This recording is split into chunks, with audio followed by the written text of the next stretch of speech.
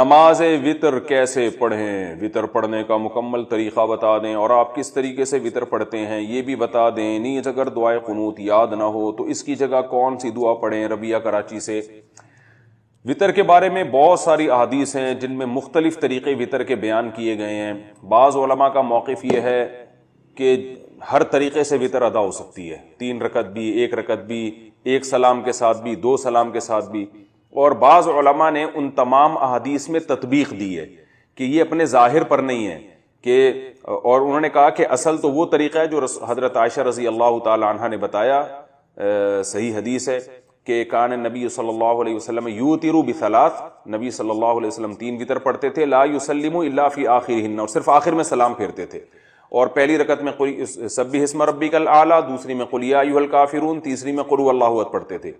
تو فقہائے حنفیہ نے اس حدیث کو اصل بنایا ہے اور باقی احادیث میں تعویل کی ہیں، وہ اپنے ظاہر کے خلاف ہیں۔ وہ تعویلات کیا کی ہیں، ایک بہت طویل موضوع ہے، اس پر علماء بہت کچھ کہہ چکے ہیں، تو وہ میں کبھی موقع ملا تو انشاءاللہ میں اس کو ڈیٹیل میں ریکارڈ کرواؤں گا۔ جیسے حدیث میں آتا ہے کہ اوتر بواحدۃ، 1 رکعت وطر پڑھو، تو اس کا مطلب جو 1 رکعت وطر پڑھو یہ تو اردو میں ترجمہ ہے نا، اس کا مفہوم بہت سے فقہا کے نزدیک یہ ہے کہ اوتر بواحدۃ، 2 رکعت کو 1 رکعت کے ذریعے طاق بنا دو۔ جب پہلے 2 رکعت اور اس کے بعد 1 رکعت ملاؤ گے تو یہ پچھلی 2 بھی جفت کے بجائے طاق بن جائیں گی، یعنی ایون کے بجائے آڈ بن جائیں گی، تو طاق کہتے ہیں آڈ کو۔ تو یعنی بہت ساری روایتوں میں اس طرح سے تطبیق دی گئی ہے۔ اس کے کیا دلائل ہے، ایک بہت طویل موضوع ہے، تو میں چونکہ فقہ حنفی کو فالو کرتا ہوں، باقی فقہ کو بھی درست سمجھتا ہوں میں کہ فالو تو ایک ہی کو کرنا چاہیے۔ ایک کشتی کا سوار ہو آدمی جو ہے نا، وہ تھالی کا بینگن نہ بنے، کبھی ادھر لڑک رہا ہے کبھی ادھر لڑک رہا ہے، سب کو صحیح سمجھے۔ سارے اہل سنت والجماعت کے مکاتب فکر ہیں، حنفیہ، مالکیہ، شافعیہ، حنابلہ، فالو ایک کو کرنا چاہیے۔ تو میں اسی طریقے سے پڑھتا ہوں جیسے جو احناف کا قول ہے، پہلی رکعت، پھر دوسری رکعت، پھر اس کے بعد اتحیات، پھر اتحیات کے بعد کھڑے ہو گئے، پھر اس کے بعد جناب کوئی بھی صورت پڑھی بہتر ہے، سورہ اخلاص پڑھیں جیسے حدیث میں آتا ہے، پھر اس کے بعد اللہ اکبر کہے، رفع الیدین یعنی کانوں تک ہاتھ اٹھایا، اور پھر اس کے بعد دعائے قنوت پڑھی۔ قنوت میں جو مشہور دعا ہے اللہم انا نستعینک ونستغفرک ونؤمن بک ونتوکل علیک، یہ والی بھی ہے، اللہم اہدنا فیمن ہدیت، یہ دعا بھی ثابت ہے، اور اس طریقے سے پوری نماز ادا کرتا ہوں میں۔ اور یہ والا طریقہ جو احناف جس طریقے سے پڑھتے ہیں، اتنی بات خوب سمجھیں، یہ ایسا طریقہ ہے کہ اس طریقے سے وطر پڑھنے پر سب کے نزدیک وطر ادا ہو جائیں گے، اور سب کے نزدیک افضل طریقہ یہی ہے، یہ ذہن میں رکھیں۔ یعنی مالکیہ کے نزدیک بھی اس طریقے سے وطر ہو جائے گا، شافعیہ کے نزدیک بھی ہو جائے گا، امام احمد بن حنبل کے نزدیک بھی ہو جائے گا، اور امام ابو حنیفہ کے نزدیک تو ہو ہی رہا ہے۔ تو چاروں فقہا، امام مالک، امام ابو حنیفہ، امام شافعی، امام احمد بن حنبل، چاروں کا اجماع ہے کہ اس طریقے سے وطر ادا بہرحال ہو جائیں گے۔ باقی طریقوں میں اختلاف ہے، کسی کے ہاں ہو رہا ہے کسی کے ہاں نہیں ہو رہا، تو اس لیے بھی اس میں اچھا اس پر بھی اجماع ہے کہ اس طریقے سے ہو جائے گا، اور اس پر بھی اجماع ہے کہ سب سے بہتر طریقہ یہی ہے وطر پڑھنے کا۔ تو اس لیے اس لحاظ سے بھی اس کو فوکس کرنا چاہیے اس طریقے کو کہ اس پر سب کے نزدیک وطر ادا ہو جائیں گے، اور یہ طریقہ صحیح حدیث سے ثابت بھی ہے۔ اور دوسری بات یہ کہ اس پر سب کے نزدیک افضل طریقہ یہی ہے وطر پڑھنے کا، تو یہ بے غبار ہے۔ شیر نواز صاحب عراق سے، انہوں نے بہت دنوں سے کئی مسائل پوچھے ہوئے ہیں، تو جمع بھی ہو گئے، میں نے کہا چلو آج ان کے سارے مسائل میں نمٹا دیتا ہوں۔ عراق سے شیر نواز صاحب نے مختلف مسائل پوچھے ہیں، کہتے ہیں کہ یہ وہاں شواف حضرات بہت زیادہ ہیں، تو کچھ مسلکی اختلاف کی وجہ سے ان کو کچھ پرابلمز ہیں۔ کہتے ہیں کہ مجھے نہیں پتا کہ وطر پڑھنے کے بارے میں کیا حکم ہے، مہربانی فرما کے بتا دیجئے، کیونکہ شافعی مسلک میں زیادہ تر لوگ عشاء کے وقت سنتوں کے بعد مسجد سے نکلتے ہوئے میں نے دیکھا ان لوگوں کو، مجھے نہیں لگتا کہ وہ سارے تہجد کے وقت میں پڑھتے ہوں گے۔ تو دیکھیں یہ وطر جو ہے یہ واجب ہے، اور امام شافعی کے ہاں بھی واجب کے قریب ہے، سنت مؤکدہ جو واجب کے قریب، اور امام احمد بن حنبل سے تو یہاں تک مروی ہے کہ جو وطر نہیں پڑھتا اس کی گواہی بھی قبول نہیں ہے۔ وجہ اس کی ہے کہ رسول اللہ صلی اللہ علیہ وسلم نے فرمایا ان اللہ زادکم صلاۃ الا وہی الوتر، اللہ نے ایک اور نماز کا اضافہ کر دیا اور وہ وطر ہے۔ صحیح حدیث ہے، یہ ناصر الالبانی رحمہ اللہ نے اس کو صحیح قرار دیا ہے۔ یہ میں ان کا البانی رحمہ اللہ کا حوالہ اس لیے دے رہا ہوں کہ ہمارے اہل حدیث حضرات ان کو زیادہ مانتے ہیں۔ تو اور بھی بہت ساری روایات ہیں، نبی صلی اللہ علیہ وسلم سے وطر کی قضا بھی ثابت ہے. تو وطر کا حکم عام سنتوں کی طرح نہیں ہے. البتہ یہ ضرور ہے کہ ایسے فرض بھی نہیں ہے جیسے 5 نمازیں فرض ہیں، لیکن بہرحال ایسا بھی نہیں ہے کہ عام مستحبات کی طرح اس کو مستحب قرار دیا جائے کہ جس کا دل چاہے پڑھے، جس کا دل چاہے چھوڑ دے. آپ صلی اللہ علیہ وسلم نے فرمایا کہ صلاۃ اللیل مثنی وثنی مثنی مثنی وَإِذَا خِفْتَ الصُّبْحَ فَأَوْتِرْ بِوَاحِدَةٍ، کہ جب تمہیں خطرہ ہو کہ صبح ہونے والی ہے تو ایک رکعت وطر پڑھو. وطر پڑھنے کا مطلب یہ کہ اوتر کا مطلب جفت، جو 2 رکعتیں تھی ایک کے ذریعے ان کو جو جفت نماز تھی اس کو وتر بنا دو، یعنی طاق بنا دو اس کو. باقی یہ ایک اختلافی مسئلہ ہے کہ 1 رکعت وطر پڑھنی چاہیے، 3 رکعت وطر پڑھنی چاہیے. یہ ابھی اس کا موقع نہیں ہے. آپ نے تو صرف یہ پوچھا ہے کہ لازم ہے یا نہیں، تو لازم ہے. اور امام شافعی رحمہ اللہ تعالیٰ بھی اس کے سنت مؤکدہ ہونے کے قائل ہیں، لیکن ایسی سنت مؤکدہ جس کو چھوڑنے کی بہرحال اجازت نہیں ہے. تو اب عراق میں اگر شافعی لوگ اس طرح کر رہے ہیں تو یہ ان کا اپنا عمل ہے، تو آپ ایسا نہ کریں، آپ وطر لازمی پڑھیں. باقی یہ کہہ رہے ہیں کہ فجر کی دوسری رکعت میں یہ لوگ دعائے قنوت پڑھتے ہیں رکوع سے اٹھنے کے بعد. امام شافعی رحمہ اللہ کے نزدیک فجر کی دوسری رکعت میں جب آپ رکوع سے اٹھیں گے قوما کے لیے تو اس میں قنوت پڑھنا واجب ہے. یہ امام شافعی کا موقف ہے. تمام شوافع حضرات کو ہم نے بھی دیکھا اس طرح کرتے ہیں. باقی تینوں ائمہ کے نزدیک یہ لازم نہیں ہے. تو آپ جب ان کے پیچھے نماز پڑھیں تو وہ قنوت پڑھیں، آپ خاموش رہیں. بلکہ اس میں دعا میں شرکت میں بھی کوئی نقصان نہیں ہے. شوافع لوگ زور سے آمین کہتے ہیں، آپ امام کی دعا پہ آہستہ آمین کہہ لیں. تو اس وقت اگر کوئی دعا پڑھ لی جائے تو اس سے نماز فاسد بہرحال نہیں ہوگی. تو آپ جماعت سے نماز ہی پڑھیں، اکیلے نہ پڑھیں. جب اپنی نماز پڑھیں آپ کسی وجہ سے جماعت رہ جائے تو پھر اس میں قنوت نہ پڑھیں، لیکن جب ان کے پیچھے نماز پڑھیں تو آپ خاموش کھڑے رہیں. نسیم اکرم، اگر حنفی نے وطر 1 رکعت اور 3 رکعتیں پڑھ لی تو کیا وطر دہرانے ہوں گے؟ جی ہاں، ہمارے نزدیک 1 رکعت وطر جائز نہیں ہے. نبی صلی اللہ علیہ وسلم کی جو اس پہ کئی بار بیان ریکارڈ کروا چکا ہوں کہ یہ جو حدیث میں آتا ہے نا یوتر بواحدۃ، 1 رکعت وطر پڑھتے تھے، تو اس کا مطلب وطر پڑھتے نہیں تھے، 2 رکعت کو 1 رکعت کے ذریعے طاق بناتے تھے. یوترو کا معنی ایتار، ایتار کا معنی جفت کو طاق بنانا. یہ ہماری رائے میں اس کا صحیح مطلب ہے. اور اس بارے میں بہت ساری احادیث ہیں کہ نبی صلی اللہ علیہ وسلم 3 رکعت وطر پڑھتے تھے. تو جس میں 1 کا تذکرہ ہے اس کی وہ تعویل کی جائے گی جس سے وہ تمام احادیثوں میں تطبیق ہو جائے. محمد سہیل احمد آباد سے پوچھتے ہیں اگر دعائے قنوت پڑھنا بھول جائیں وطر میں تو کیا کریں؟ وطر کی نماز میں دعائے قنوت بھول جائیں تو کیا سجدہ سہو کرنا واجب ہوگا یا دوبارہ دہرانی ہوگی نماز؟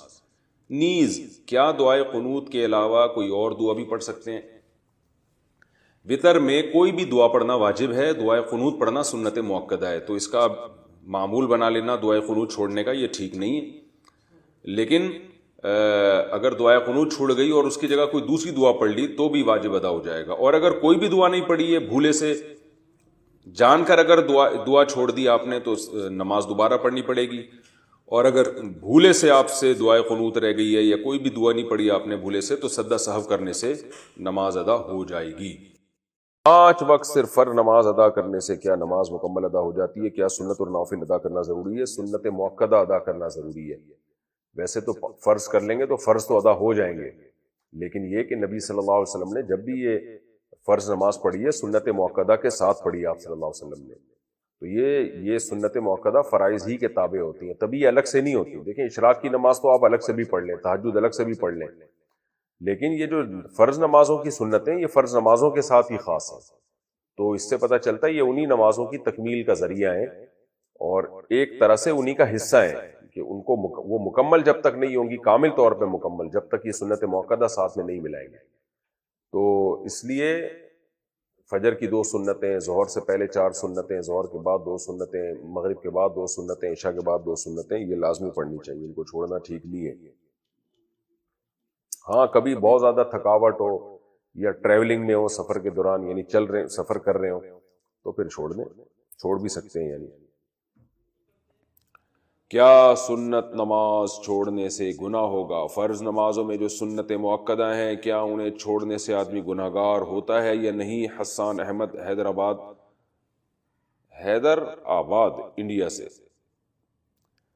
جناب حسان صاحب، سنت موقدہ جو ہے نا، جو فجر سے پہلے کی 2 سنتیں ہیں، ظہر سے پہلے کی 4، ظہر کے بعد کی 2، پھر مغرب کے بعد کی 2، اور پھر عشاء کے بعد کی 2، یہ سنت موقدہ ہیں۔ حدیث میں اس کی بہت ترغیب ہے کہ آپ صلی اللہ علیہ وسلم نے فرمایا جو ان 12 رکعتوں پر پابندی کرے گا تو اللہ تعالیٰ جنت میں اس کے لیے گھر بنائیں گے، اور آپ صلی اللہ علیہ وسلم نے ہمیشہ یہ نمازیں پڑھی ہیں۔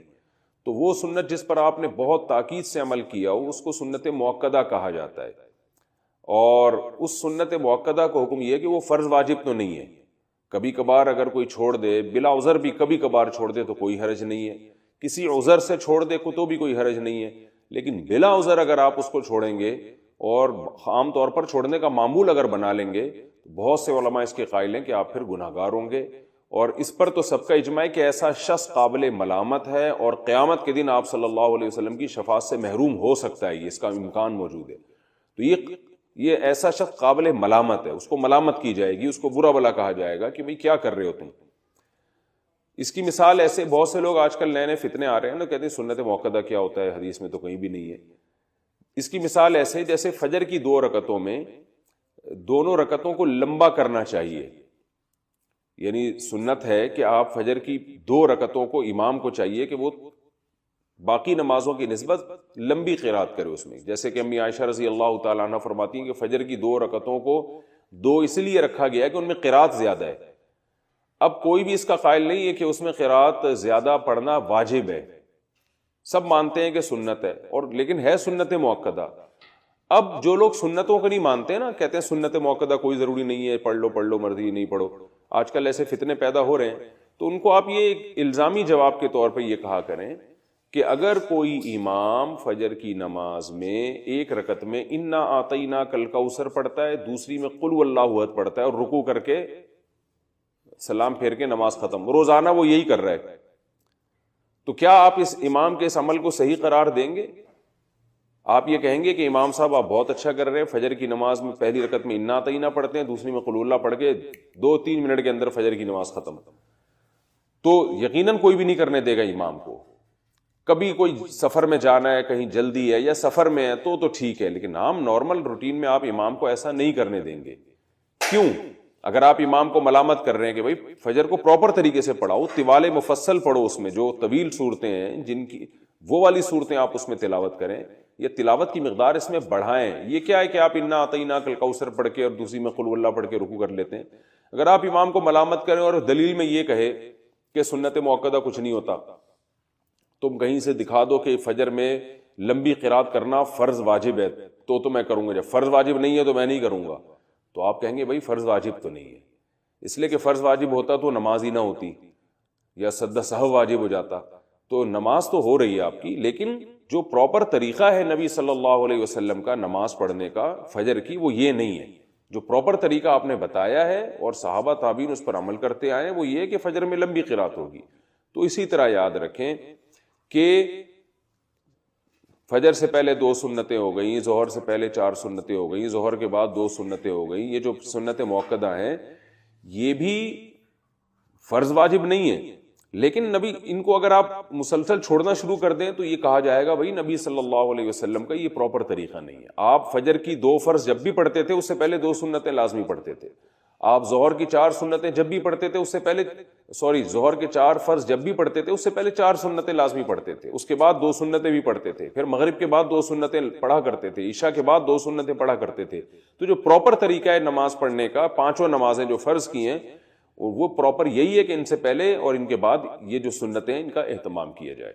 تو اس لیے ان سنتوں کا بہت زیادہ اہتمام کرنا چاہیے، اور آج کل جو ایک جدت پسندی معاشرے میں پھیلی ہوئی ہے کہ سنت موقدہ کا بالکل ہی لوگوں نے انکار کرنا شروع کر دیا ہے، بس فرض پڑھو اور باقی کوئی کچھ بھی نہیں ہے، تو یہ غلط ہے۔ ہاں کبھی جلدی ہو، سفر میں ہو، کبھی یعنی سفر میں بھی ٹریولنگ کے دوران اس میں آپ سنتیں چھوڑ سکتے ہیں۔ سفر میں کہیں آپ نے اسٹے کیا ہوا ہے تو اور آپ بالکل سکون کی حالت میں، تو وہاں بھی سنت موقدہ پھر سنت موقدہ ہی رہتی ہے۔ اس کی مثال ایسے جیسے آپ کہیں سفر کے لیے جا رہے ہیں نا، تو راستے میں انسان کو جلدی ہوتی ہے، افراتفری ہوتی ہے، تو وہاں سنت موقدہ نہیں پڑھنی چاہیے، چھوڑ دینی چاہیے۔ لیکن کہیں آپ پہنچ گئے، آپ نے کا اسٹے ہے وہاں، آرام سے آپ نے 1 ہفتہ گزارنا ہے، تو آپ سکون کی حالت میں، تو پھر سنت موقدہ وہاں پر سنت موقدہ ہی بن جاتی ہیں، کیونکہ سنت موقدہ کا تعلق اس سے ہے کہ حرج ہو رہا ہے کہ نہیں ہو رہا پڑھنے میں، تو جہاں حقیقت میں حرج ہوگا وہاں سنت موقدہ چھوڑی جا سکتی ہیں، جہاں نہیں ہے تو وہاں نہیں چھوڑی جا سکتی۔ تو کبھی کبھار کوئی چھوڑ دے تو کوئی حرج نہیں ہے، کسی عذر سے چھوڑ دے تو بھی کوئی حرج نہیں ہے، لیکن چھوڑنے کا معمول بنا لینا یہ آدمی بعض علماء کے نزدیک گناہگار ہے، ورنہ قابل ملامت تو سب کے نزدیک ہے۔ سنتوں کی جگہ قضا نمازیں پڑھ سکتے ہیں، کیا عصر اور عشاء کی سنتیں غیر مؤکدہ نہ پڑھیں اور اس کی جگہ قضا نماز پڑھ لیں، اس طرح نفل بھی نہ پڑھیں تو کیا یہ صحیح ہے؟ محمد آصف صاحب انڈیا سے۔ جی ہاں صحیح ہے، یہ سنت مؤکدہ تو نہ چھوڑیں لیکن غیر مؤکدہ قضا عمری کی خاطر چھوڑ دیں۔ کیا صرف فرض نماز پڑھنا ٹھیک ہے؟ اگر کوئی شخص سنت مؤکدہ اور غیر مؤکدہ اور نوافل چھوڑ کر صرف فرض اور واجب ہی ادا کرتا ہے تو کیا اسے گناہ ہوگا اور آخرت میں حساب ہوگا یا نہیں؟ نیز کیا اس کی قضا کرنی ہوگی؟ دیکھیں، نوافل چھوڑ دیتا ہے یا سنت غیر مؤکدہ چھوڑ دیتا ہے تو کوئی گناہ نہیں ہے، لیکن اگر صرف سنت یعنی فرائض پہ اکتفا کرتا ہے اور سنت مؤکدہ کبھی بھی نہیں پڑھتا تو پھر یہ گناہ گار ہے، کیونکہ سنت مؤکدہ کو ہمیشہ کے لیے ترک کر دینا علماء کہتے ہیں اس میں گناہ کا خطرہ ہے اور یہ شخص قابل ملامت ہے، کیونکہ سنت مؤکدہ یہی ہے جس کی تاکید بہت زیادہ ہے، جیسے فجر کی 2 سنتیں آپ صلی اللہ علیہ وسلم ہمیشہ پڑھا کرتے تھے، حتیٰ کہ فجر کی سنتیں سفر میں بھی نہیں چھوڑی آپ صلی اللہ علیہ وسلم نے، تو باقی سنتوں کا بھی جو مؤکدہ ہیں ان کا اہتمام ضروری ہے۔ کبھی کبھار چھوٹ جائیں تو کوئی حرج نہیں ہے اس میں، جیسے سفر میں چھوڑ دیں یا کوئی ایمرجنسی ہے یا بہت زیادہ تھکاوٹ ہے، کبھی کبھار چھوڑنے میں کوئی حرج نہیں ہے۔ نماز کے بعد کون سی تسبیح پڑھیں؟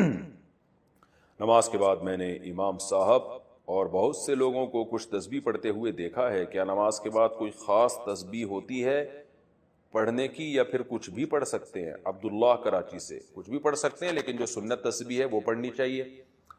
تو فرض نماز کے بعد تو آپ صرف اللہم انت السلام و منک السلام تبارک یا ذا الجلال والاکرام پڑھیں، اس کے بعد سنت مؤکدہ پڑھیں، اس کے بعد پھر آپ 33 دفعہ سبحان اللہ، 33 دفعہ الحمدللہ، 34 دفعہ اللہ اکبر یہ بھی پڑھ سکتے ہیں، یا 33 دفعہ سبحان اللہ، 33 دفعہ الحمدللہ، 33 دفعہ اللہ اکبر اور ایک دفعہ پھر لا الہ الا اللہ وحدہ لا شریک لہ لہ الملک ولہ الحمد وہو علی کل شیء قدیر یہ بھی پڑھ سکتے ہیں۔ اللہم لا مانع لما اعطیت ولا معطی لما منعت ولا ينفع ذا الجد منک الجد یہ بھی، آیت الکرسی بھی۔ اس کے علاوہ بھی تسبیحات ہیں، بہت سی مساجد میں آج کل وہ لٹکی بھی ہوتی ہیں، سعودی عرب میں تو خاص وہاں مسجدوں میں اس کا اہتمام ہے کہ سنت تسبیحات میں نے تو ہر مسجد میں دیکھی ہیں، تو بڑا اچھا عمل ہے یہ۔ تو مسجد والوں کو چاہیے کہ وہ تسبیحات جو معمولات اور وظائف نبی صلی اللہ علیہ وسلم فرائض کے بعد پڑھا کرتے تھے وہ لکھ کے لگا دینے چاہیے تاکہ لوگ ان سے یاد کر لیں، ورنہ یہ تسبیحات تو نبی کا معمول تھا، یہ پڑھا کریں۔ فرض کے بعد سنت میں کتنا وقفہ کیا جائے؟ نماز کے بعد جو مسنون اذکار ہیں وہ ہمیں فرض کے بعد پڑھنے چاہیے یا سنتیں مکمل کرنے کے بعد؟ نیز فرض اور سنتوں کے درمیان کتنا وقفہ ہونا چاہیے؟ اقبال احمد مقبوضہ کشمیر سے۔ جناب اقبال بھائی، اس بارے میں 2 قول ہیں علماء کے۔ بعض علماء جن میں زیادہ تر عرب علماء ہیں ان کی رائے یہ ہے کہ فرائض کے بعد تسبیحات پڑھنی چاہیے، 33 دفعہ سبحان اللہ، 33 دفعہ الحمدللہ، 34 دفعہ اللہ اکبر، اور اس کے علاوہ بھی جو وظیفے ہیں احادیث میں اللہم لا مانع لما اعطیت ولا معطی لما منعت ولا ينفع ذا الجد منک الجد، اسی طرح آیت الکرسی ہے، اسی طرح اللہم انت السلام و منک السلام تبارک یا ذا الجلال والاکرام، یہ سارے وظائف فرض کے بعد پڑھیں، پھر اس کے بعد آپ سنتیں پڑھیں۔ یہ عرب علماء کی رائے ہے۔ ہمارے ہاں جو بر صغیر کے علماء ہیں ان کی رائے یہ ہے کہ فرض نماز کے بعد آپ صرف اللہم انت السلام و منک السلام تبارکت یا ذا الجلال والاکرام اتنا پڑھیں اور پھر آپ سنتوں میں مشغول ہو جائیں۔ سنتوں میں اور فرائض میں زیادہ تاخیر ٹھیک نہیں ہے، کیونکہ سنتیں فرائض ہی کا گویا کہ اس کا بقیہ ہیں، اس کی تکمیل کا ذریعہ ہیں، تو ان میں زیادہ تاخیر ٹھیک نہیں ہے۔ اور پھر سنتوں کے بعد آپ یہ وظائف پڑھیں، 33 دفعہ سبحان اللہ، اور جو بھی آپ نے دعا مانگنی ہے سب کچھ اس کے بعد ہوگا۔ دونوں کے دلائل ہیں جس کا میں خلاصہ بیان کر دیتا ہوں۔ جو عرب علماء جس طرز پہ عمل کرتے ہیں ان کی دلیل وہ احادیث ہیں، صحیح احادیث ہیں جن میں رسول اللہ صلی اللہ علیہ وسلم نے فرائض کے بعد ان وظائف کے پڑھنے کا حکم دیا ہے. جیسے آپ نے فرمایا جو آیت الکرسی فرض نماز کے بعد پڑھے گا عذاب قبر سے محفوظ. اسی طرح آپ نے جو صحابہ کو حکم دیا کہ فرائض کے بعد یہ تسبیحات کرو، تو اس میں مکتوبہ کا لفظ ہے، صلاۃ مکتوبہ جو فرض نماز ہے اس کے بعد. تو وہ کہتے ہیں دیکھو اس سے تو پتہ چلتا ہے کہ فرض نماز کے بعد ہونا چاہیے، تو لہذا عرب میں یہ رواج ہے کہ وہ فرائض کے فوراً بعد پڑھتے ہیں.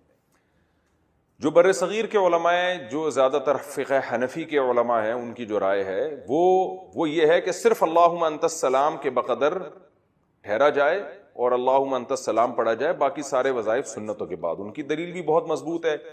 صحیح ہے مسلم کی حدیث ہے، حضرت عائشہ رضی اللہ تعالی عنہا فرماتی ہیں کہ رسول اللہ صلی اللہ علیہ وسلم فرض کے بعد صرف اللہم انت السلام ومنک السلام تبارکت یا ذا الجلال والاکرام اتنا اس کے بقدر بیٹھتے تھے اور کھڑے ہو جایا کرتے تھے. تو دونوں طرح کی حدیثیں ہیں. تو اب اگر ہم ان احادیث کو لیتے ہیں جن میں آتا ہے کہ فرض نماز کے فوراً بعد آپ صلی اللہ علیہ وسلم نے ہمیں، یعنی جن میں آتا ہے کہ فرض نماز کے بعد آپ صلی اللہ علیہ وسلم نے ہمیں تسبیحات کا حکم دیا، تو ان حدیثوں پر عمل کرتے ہیں تو یہ حدیث چھوٹتی ہے. کیونکہ مسلم کی حدیث میں ہے کہ صرف اللہم انت السلام کے بقدر آپ بیٹھتے تھے پھر کھڑے ہو جایا کرتے تھے. اور اگر ہم اس حدیث کو لیتے ہیں تو وہ حدیث چھوٹتی ہے. تو اس لیے جو بر صغیر کے علماء ہیں ان کی جو رائے ہے اس میں ہمارے خیال میں تمام قسم کی روایات میں تطبیق ہو جاتی ہے. وہ اس طرح سے وہ یہ کہتے ہیں کہ یہ جو حدیث ہے جس میں حضرت عائشہ نبی کا عمل بتا رہی ہیں کہ آپ صلی اللہ علیہ وسلم کا جو اپنا عمل تھا، وہ اپنا عمل یہ تھا کہ آپ اللہم انت السلام ومنک السلام تبارکت یا ذا الجلال والاکرام کے بقدر ٹھہرتے اور پھر کھڑے ہو جاتے. تو اس حدیث میں اور دوسری حدیثوں میں تطبیق ایسے ہوگی کہ دوسری حدیثوں میں جس میں آتا ہے کہ نبی نے فرض کے بعد یہ تمام اذکار پڑھنے کا حکم دیا، تو اس سے مراد فرض کے فوراً بعد نہیں ہے، کیونکہ اس حدیث میں فوراً کا لفظ کہیں بھی نہیں ہے، بلکہ صلاۃ مکتوبہ ہے فرض کے بعد. تو فرض اپنی تتمہ کے بعد، یعنی فرض اپنے لوازمات کے بعد. تو وہ اصل میں احتراز ہے ان نمازوں سے جو فرائض کے علاوہ ہیں، جیسے اشراق کی نماز ہو گئی، تہجد کی نماز ہو گئی. تو ان احادیث جن میں آتا ہے کہ آپ صلی اللہ علیہ وسلم نے ہمیں حکم دیا کہ فرض کے بعد ہم یہ تسبیحات پڑھیں، تو اس کا مطلب ہے کہ یہ اشراق کے بعد نہیں ہے، یہ اوابین کے بعد نہیں ہے، یہ تہجد کے بعد نہیں ہے، بلکہ فرائض کے بعد ہے. بعد کا مطلب کیا کہ فرائض جب اپنی تکمیلات، اپنے لوازمات کے ساتھ مکمل ہو، اور فرائض کے لوازمات میں سے کیا ہے؟ سنت مؤکدہ. تو فرض نماز کے بعد کا مطلب کیا ہوا؟ فرض نماز پلس سنتوں کے بعد، کیونکہ سنتیں بھی اس فرض کی تکمیل ہی کا ذریعہ ہیں. تو اس طرح سے تمام احادیث میں تطبیق ہو جاتی ہے. تو اس لیے ہمارا فتویٰ اسی پر ہے کہ یہ جو صحیح ہے مسلم میں حضرت عائشہ نبی کا عمل بتا رہی ہیں کہ آپ صلی اللہ علیہ وسلم فرض کے بعد صرف اللہم انت السلام کے بقدر بیٹھتے تھے اور کھڑے ہو جایا کرتے تھے. ظاہر ہے پھر سنتوں میں مشغول ہو جاتے آپ صلی اللہ علیہ وسلم. تو ہمارا فتویٰ اسی پر ہے کہ نبی کا جو اپنا عمل ہے ہمیں اسی کو فالو کرنا چاہیے. آپ فرض کے بعد صرف اللہم انت السلام ومنک السلام تبارکت یا ذا الجلال والاکرام یہ دعا پڑھیں، 3 دفعہ استغفار پڑھیں اور سنت مؤکدہ میں آپ مشغول ہو جائیں. پھر سنت مؤکدہ کے بعد آپ وہ تمام تسبیحات اور آیت الکرسی اور وہ لمبی دعائیں آپ سنت مؤکدہ کے بعد پڑھیں آپ. اور وہ بھی گویا فرض کے بعد ہی آپ نے پڑھی ہیں، کیونکہ فرض کے بعد سنتیں بھی اسی کا گویا ایک طرح کا اسی کی تکمیل کا ذریعہ ہے. تو اس طرح سے تمام احادیث پر عمل ہو جاتا ہے. البتہ وہ نمازیں جن میں فرض کے بعد سنتیں نہیں ہیں، جیسے فجر اور عصر، اس میں آپ فرض کے فوراً بعد پڑھیں کیونکہ اس میں تو سنتیں ہیں ہی نہیں. اور یہ عمل خلفائے راشدین سے بھی ثابت ہے، ابو بکر اور عمر رضی اللہ عنہما سے بھی ثابت ہے کہ ان کے بارے میں بھی صحیح سند سے یہ بات ثابت ہے کہ وہ فرض نماز کے بعد تھوڑی دیر بیٹھتے تھے پھر اٹھ کے چلے جایا کرتے تھے. تو وہاں جیسے عرب میں یہ دستور ہے کہ وہیں بیٹھے بیٹھے فرض کے بعد وہ پوری تسبیحات پڑھتے ہیں اور پورے معمولات کرتے ہیں. تو حضرت ابو بکر اور عمر رضی اللہ عنہما سے جو ثابت ہے وہ یہ اس کے خلاف ثابت ہے کہ وہ سلام پھیر کے صرف اتنی تسبیحات یعنی اللہم انت السلام کے بقدر بیٹھتے تھے پھر کھڑے ہو جایا کرتے تھے، یعنی فوراً کھڑے ہو جایا کرتے تھے، وہ زیادہ دیر نہیں لگاتے تھے. تو خلاصہ یہ نکلا کہ ہمارے ہاں جس پر فتویٰ دیا جاتا ہے جو ہماری نظر میں دلیل کے لحاظ سے راجح قول ہے، کیونکہ یہ مسئلہ اختلافی ہے، اس میں کسی پر آپ طعن و تشنیع نہیں کر سکتے. یہ نہیں کہ آپ کسی امام کو جا کے پکڑنا شروع کر دیں. تو راجح قول ہماری نظر میں یہی ہے کہ فجر کی نماز کے بعد اور عصر کی نماز کے بعد تو آپ جتنی چاہے لمبی تسبیحات پڑھیں، لیکن جن نمازوں کے بعد سنت موقدہ ہے تو اس میں صرف اللہم انت السلام کے بقدر آپ یہ دعا پڑھیں اللہم انت السلام بغیر ہاتھ اٹھائے، اور پھر اس کے بعد آپ سنت موقدہ میں مشغول ہو جائیں. بس اتنا کرنا ہماری نظر میں زیادہ بہتر ہے. نماز کی ہر رکعت میں سورہ اخلاص پڑھنا. فرض نماز میں ہر رکعت میں سورہ اخلاص پڑھ سکتے ہیں. خلیفہ شاہ نیو یارک سے پڑھ سکتے ہیں، نماز ہو جائے گی. حدیث میں آتا ہے ایک صحابی نماز میں بار بار سورہ اخلاص پڑھتے تھے. آپ نے ان کو بلا کے پوچھا، انہوں نے کہا مجھے اس سے محبت ہے، تو آپ نے ان کو جنت کی بشارت دی. تو اگر کسی کو عقیدہ توحید سے محبت ہے، اللہ تعالیٰ کی توحید ہے اس میں، اس نیت سے پڑھتا ہے تو انشاءاللہ کوئی حرج نہیں ہے. لیکن نارملی یہ عمل ناپسندیدہ ہے. صحابہ نے شکایت بھی اسی وجہ سے کی تھی نا کہ نبی کا عام معمول یہ نہیں تھا. تو بہتر یہی ہے کہ ایک رکعت میں کوئی سورت پڑھیں، دوسری میں دوسری پڑھیں، تیسری میں تیسری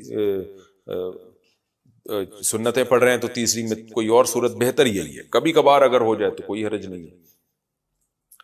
عصر سے پہلے نفل نماز کا حکم. عائشہ صاحبہ نیو یارک سے پوچھتی ہیں عصر سے پہلے نفل نماز پڑھ سکتے ہیں؟ پہلے جتنی چاہیں پڑھیں، بعد میں نہیں پڑھ سکتے. عصر کی نماز کے بعد نفل پڑھنا جائز نہیں ہے. ہاں قضاء عمری پڑھ سکتے ہیں، یہ کوئی اور قضا نماز ہو جائے تو وہ پڑھ سکتے ہیں، لیکن نوافل عصر کے بعد نہیں پڑھ سکتے. پہلے جتنے چاہیں پڑھیں. نماز میں آنکھ بند کرنا جائز ہے؟ کیا نماز میں آنکھ بند کر سکتے ہیں اور کتنی دیر تک؟ عابد خان سعودی عرب سے. نماز میں آنکھ بند کرنا مکروہ ہے، ناپسندیدہ ہے، کیونکہ نبی صلی اللہ علیہ وسلم ہمیشہ آنکھیں کھول کے نماز پڑھتے تھے. تو اس لیے بہتر یہی ہے کہ نماز میں آنکھ کھول کے نماز پڑھیں آپ. اندھیرے میں نماز پڑھنے کا حکم. اندھیرے میں نماز پڑھنا ممنوع ہے یا نہیں؟ عثمان غنی آئر لینڈ سے. کوئی ممنوع نہیں ہے، پڑھ سکتے ہیں. عبد الرشید صاحب راجستھان انڈیا سے پوچھتے ہیں کیا نماز میں بسم اللہ پڑھنا واجب ہے؟ کیا بسم اللہ الرحمن الرحیم نماز کی پہلی رکعت میں پڑھی جائے گی یا ہر رکعت میں پڑھنا وہ لازم ہے؟ بھائی لازم کسی رکعت میں بھی نہیں ہے، سنت ہے، بہتر ہے. جب پہلی رکعت میں آپ اللہ اکبر کہہ کے نیت باندھتے ہیں تو ثنا پڑھیں، ثنا کے بعد اعوذ باللہ من الشیطان الرجیم، پھر بسم اللہ الرحمن الرحیم، پھر سورہ فاتحہ پڑھیں. سورہ فاتحہ کے بعد اگر آپ درمیان سے کہیں سے تلاوت کر رہے ہیں سورت کے تو پھر بسم اللہ نہ پڑھیں. اگر سورت کے شروع سے تلاوت کر رہے ہیں تو پھر بسم اللہ الرحمن الرحیم دوبارہ پڑھیں. اور جیسے الم تر کیف فعل ربک پڑھ لی یا قل واللہ پڑھ لی، تو سورت شروع کرنے سے پہلے بسم اللہ پڑھیں آپ، سنت ہے. پھر جب دوسری رکعت کے لیے آپ کھڑے ہوں گے تو پھر سورہ فاتحہ سے پہلے بسم اللہ، اور پھر جب سورہ فاتحہ پڑھ کے نئی سورت شروع کریں گے تو بسم اللہ. اگر سورت شروع نہیں کرتے، قرآن کے درمیان سے پڑھتے ہیں تو پھر بسم اللہ نہ پڑھیں، کیونکہ بسم اللہ سورت شروع کرنے سے پہلے پڑھنا سنت ہے. تو چاہے سورہ فاتحہ ہو یا کوئی نئی سورت ہو، اس سے پہلے بسم اللہ عام حالات میں بھی پڑھنی چاہیے اور نماز میں بھی. ہاں سورہ توبہ جب آپ پڑھیں گے تو پھر اس سے پہلے بسم اللہ الرحمن الرحیم نہ پڑھیں آپ. لیکن یہ واجب نہیں ہے، میں نے بتایا سنت ہے، چھوٹ جائے تو کوئی گناہ نہیں ہے.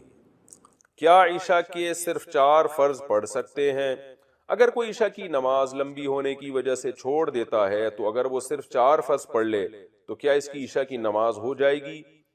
اسی طرح اگر عصر کی بھی صرف 4 رکعت فرض پڑھ لے تو کیا اس کی نماز ہو جائے گی؟ کوئی گناہ تو نہیں ہوگا؟ حنا صاحبہ بہاولپور سے. جی حنا صاحبہ بالکل فرض نماز ہو جائے گی. 17 رکعتیں سوچ کے نماز ہی چھوڑ دینا عشاء کی، یہ تو بہت بڑا ظلم ہے. تو 4 فرض یہ بہت زیادہ ضروری ہیں. اگر کوئی سنتیں نہیں پڑھ رہا، صرف 4 فرض پڑھ لیتا ہے تو فرض تو ذمے سے ساقط ہو گئے نا، ورنہ فرض چھوڑنا تو کبیرہ بہت بڑا گناہ ہے اسلام میں. تو کسی بھی طرح ہو فرض بہرحال پڑھے. باقی عشاء کے بعد 2 سنتیں موقدہ ہیں تو وہ بھی پڑھ لے، کیا جا رہا ہے اس میں، وہ بھی موقدہ ہیں. کبھی کبھار چھوڑ دے تو کوئی حرج نہیں ہے، لیکن چھوڑنے کا معمول بنا لینا اس میں گناہ کا خطرہ ہے. ایسا شخص قابل ملامت ہے، نبی کی سفارش شفاعت سے محروم ہونے کا خطرہ ہے. تو اس لیے 2 سنتوں کو کبھی معمول بنانا چاہیے. کبھی کبھار چھوٹ جائے تو کوئی حرج نہیں ہے، لیکن بہرحال 2 سنتوں میں اور 4 فرض میں زمین آسمان کا فرق ہے. 2 سنتوں کے چکر میں 4 فرض کبھی بھی نہ چھوڑیں. نہیں پڑھے جا رہے تو 4 فرض ہی پڑھ لیں.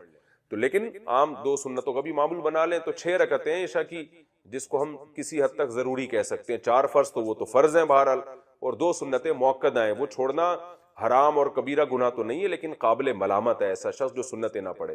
اور وتر 3 رکعت وتر رہ گئے، وہ پوری رات میں کبھی بھی پڑھ لیں، وہ بھی واجب ہیں. وہ چھوڑیں گے تو گناہ گار ہوں گے. باقی عصر سے پہلے 4 رکعتیں پڑھنا وہ سنت ہے، وہ لازمی نہیں ہے. پہلے سوال ہے جی محمد صاحب انڈیا، محمد صاحب کی طرف سے جو انڈیا سے ہیں، کیا نماز میں نیت کے لیے یہ کہنا ضروری ہے کہ میں 4 رکعت فرض نماز پڑھ رہا ہوں، منہ میرا کعبہ شریف کی طرف، امام صاحب کے پیچھے، یا دل میں ہی پتا ہو کہ آپ 4 رکعت فرض پڑھ رہے ہیں تو یہ بھی کافی ہوگا؟ دیکھیں، یہ کہ منہ میرا کعبہ شریف کی طرف اور اس امام کے پیچھے، تو منہ تو کعبہ شریف کی طرف ہوتا ہے تو نماز ہوتی ہے، اس لیے اس کی نیت ضروری نہیں ہے۔ باقی یہ کہ امام کے پیچھے میں دل میں اتنا ارادہ کافی ہے کہ میں جماعت سے نماز پڑھ رہا ہوں، اب اکیلا نہیں پڑھ رہا۔ بعض دفعہ انسان صف میں کھڑا ہوتا ہے، اپنی نیت باندھ لیتا ہے، تو دل میں بس اتنا ارادہ ہوتا ہی ہے جب آپ صف میں کھڑے ہیں، تو اور کیا کرنے کے لیے کھڑے ہیں؟ اپنی نماز تھوڑی پڑھنے کے لیے کھڑے ہیں۔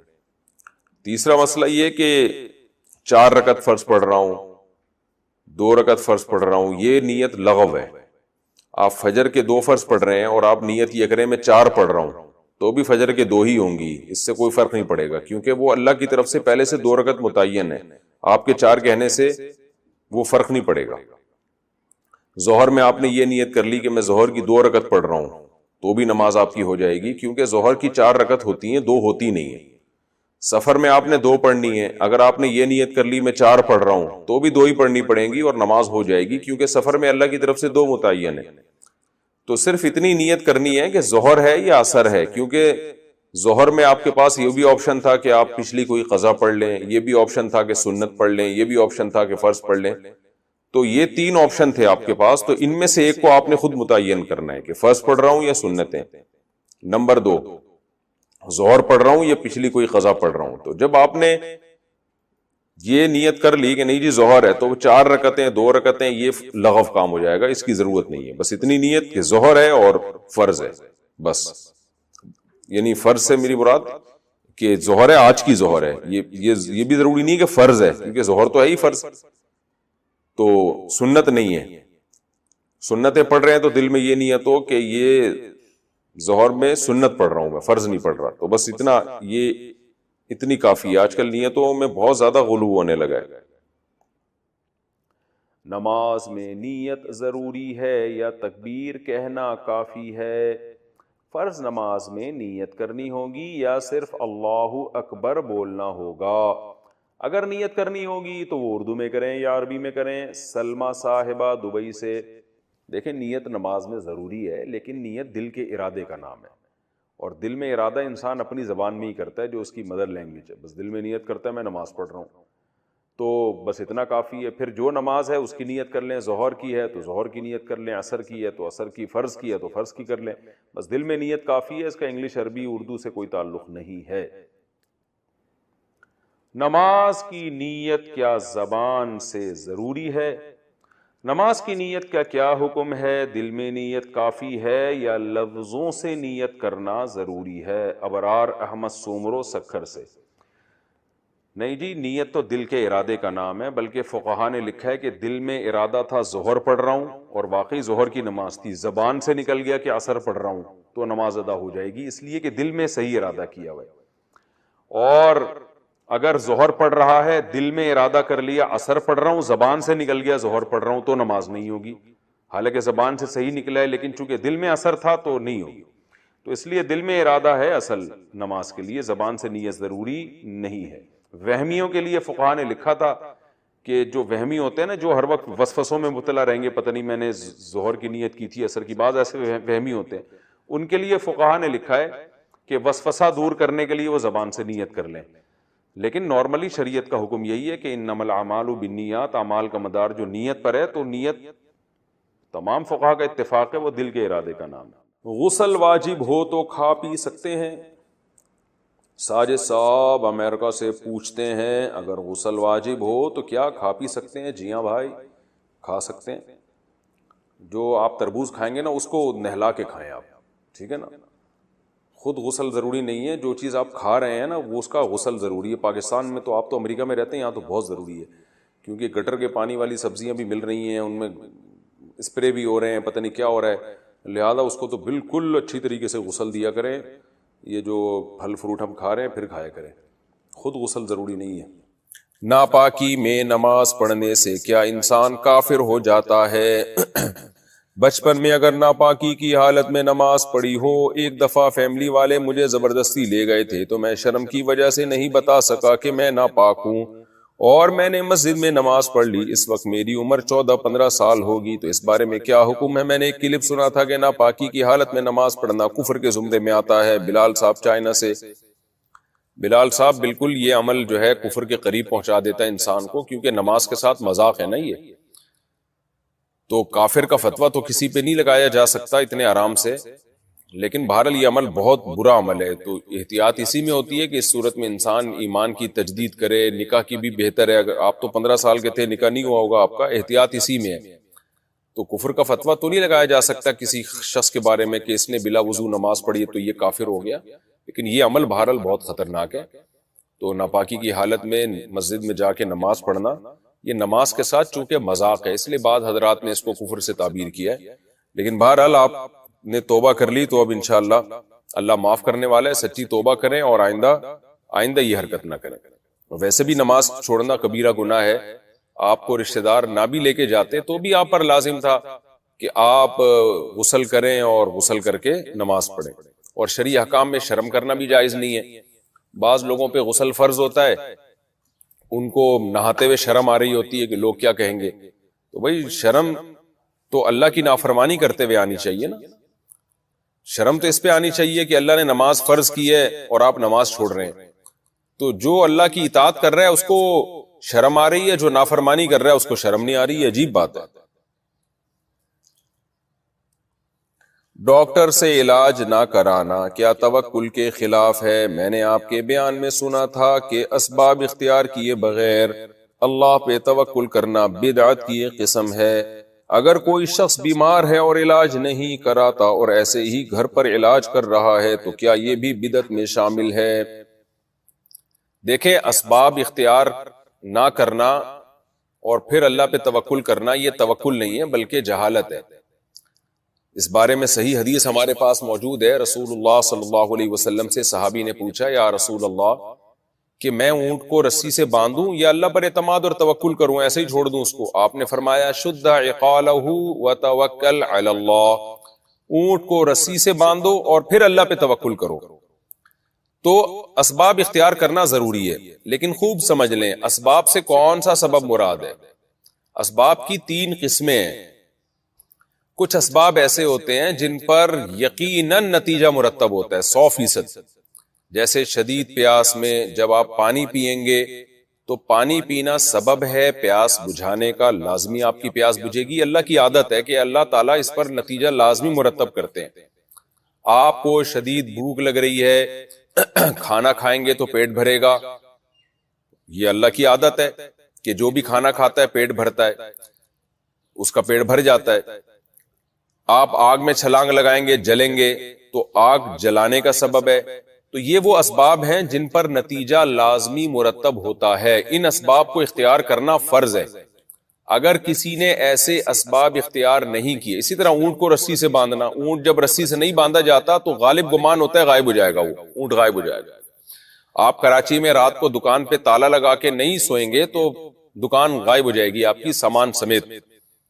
تو اسی طرح جو مشہور لوگ ہوتے ہیں، جب بھی ملکی حالات خراب ہوتے ہیں ان کو ہدف بنایا جاتا ہے، وہ اگر گارڈ نہیں رکھیں گے، حفاظت کا انتظام نہیں کریں گے، اس بات کا پورا امکان ہے کہ ان کو گناہ ملے گا، کیونکہ یہ وہ اسباب ہیں جن پر نتیجہ عام طور پہ مرتب ہوتا ہے۔ لہذا علماء کہتے ہیں کہ اگر کوئی شخص بھوکا تھا اور اس نے کھانے پینے کا انتظام نہیں کیا اور اس نے یہ کہا کہ میں اللہ پہ توکل کرتا ہوں، اللہ کھلائے گا، میں خود روٹی کمانے کی فکر نہیں کرتا، اور اسی بھوک سے وہ مر گیا تو خودکشی کا گناہ ہوگا، توکل کا ثواب نہیں ملے گا اس کو۔ اللہ کہے گا کہ میں تو تجھے پتا ہے کہ میں روٹی کے بغیر پیٹ ہی نہیں بھرتا، تو روٹی کیوں نہیں کمائی تو نے، اسباب کیوں نہیں اختیار کیے؟ تو یہ وہ اسباب ہیں جن کا اختیار کرنا فرض ہے۔ کچھ اسباب ایسے ہیں کہ جن پر کبھی نتیجہ مرتب ہوتا ہے، یعنی عام طور پہ تو نتیجہ مرتب ہوتا ہے، کبھی نہیں بھی ہوتا، جیسے علاج ہے۔ ہم جب علاج کراتے ہیں تو عام طور پر شفا مل جاتی ہے، لیکن بعض دفعہ وہی علاج موت کا ذریعہ بن جاتا ہے، سبب بن جاتا ہے، اور بعض دفعہ یہ بھی ہوتا ہے علاج نہیں کرانے والے کو شفا مل جاتی ہے، کرانے والا مر جاتا ہے، ایسا بھی ہوتا ہے۔ تو اس قسم کے جو اسباب ہیں جن پر عام طور پہ نتیجہ مرتب ہوتا ہے، ان اسباب کو اختیار کرنا فرض نہیں ہے، لیکن سنت ہے، کیونکہ آپ صلی اللہ علیہ وسلم سے آپ کی سنت ہے کہ آپ علاج کراتے تھے۔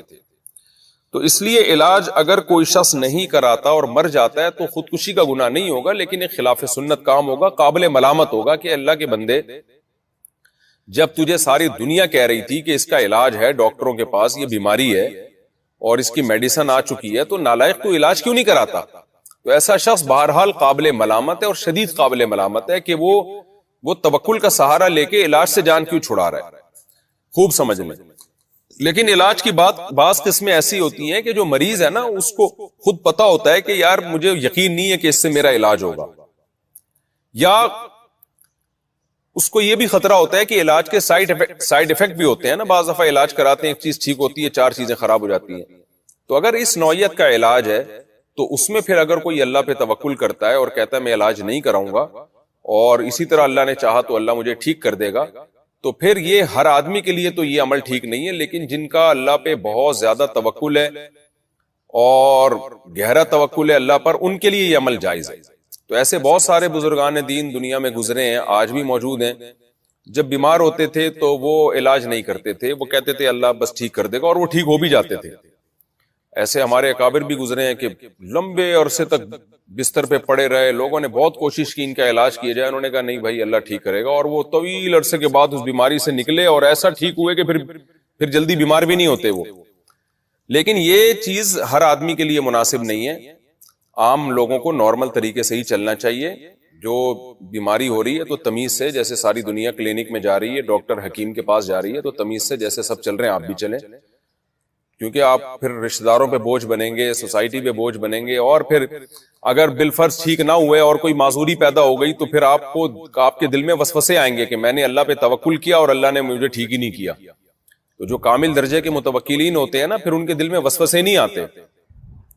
جیسے ہمارے نبی صلی اللہ علیہ وسلم ایک وقت جب کھانا نہیں ملتا تھا تو آپ صبر کرتے تھے، آپ یہ تھوڑی کہتے تھے کہ میں نے اللہ پہ اعتماد کیا اور دیکھو اللہ تو مجھے کھلا ہی نہیں رہا، بلکہ آپ صبر کرتے تھے، کوئی بات نہیں بھائی، رزق تو اللہ کے ہاتھ میں، کبھی پیٹ بھرے گا تو شکر کریں گے، جب خالی رکھے گا تو صبر کا ثواب لیں گے۔ تو یہ توکل ہر ایک میں نہیں ہوتا، اس لیے علاج کی وہ قسم جس پہ یقینی شفا ہو اور علاج نہ کرنے کی صورت میں یقینی موت ہو، اس قسم کا تو اختیار کرنا واجب کے درجے میں ہی ہونا چاہیے، لازمی ہونا چاہیے۔ وہ تو توکل کے یعنی اس میں توکل کا سہارا لینا ٹھیک نہیں ہے۔ جیسے کوئی بلیڈنگ ہو رہی ہے، کسی کو خون بہ رہا ہے تو ہاسپٹل جائے بھائی، وہ تاکہ ڈاکٹر خون روکیں اس کا، ورنہ مرے گا۔